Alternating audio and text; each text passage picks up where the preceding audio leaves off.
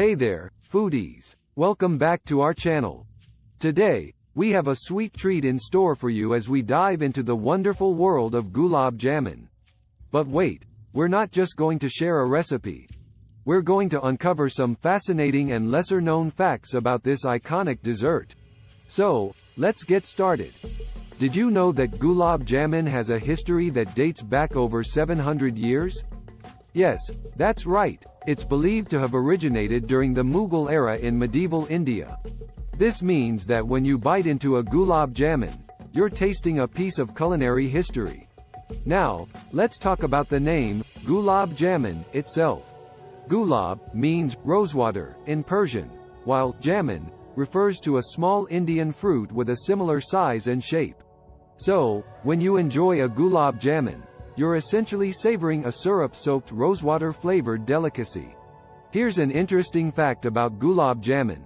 It wasn't always the golden brown color we associate it with today. In its early days, it was actually white. The traditional preparation involved frying the dumplings made of khoya, reduced milk solids, until they turned a light cream color. Over time, the color changed due to the caramelization of sugar during frying, giving it the beautiful golden brown hue we know today. Another surprising fact is that Gulab Jamun is not limited to just one shape or size. While we're used to seeing round Gulab Jamuns, there are also oval-shaped and cylindrical variations. Additionally, some regions even make tiny Gulab Jamuns known as miniature Gulab Jamuns. It's fascinating how different shapes can bring a unique touch to this beloved dessert. Now, let's explore some interesting regional variations of Gulab Jamun. In some parts of India, like Bengal, they have a variation called Pantua, which is similar to Gulab Jamun but made with a slightly different recipe.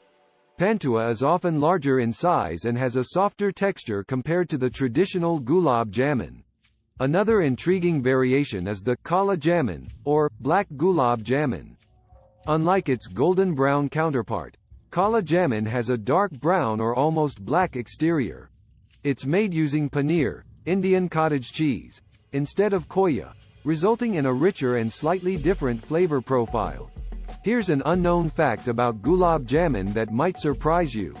In some regions, particularly in India, Gulab Jamun is sometimes served as a snack or even as a breakfast item. Yes, you heard that right. Imagine starting your day with a plate of warm Gulab Jamuns. Talk about a sweet start.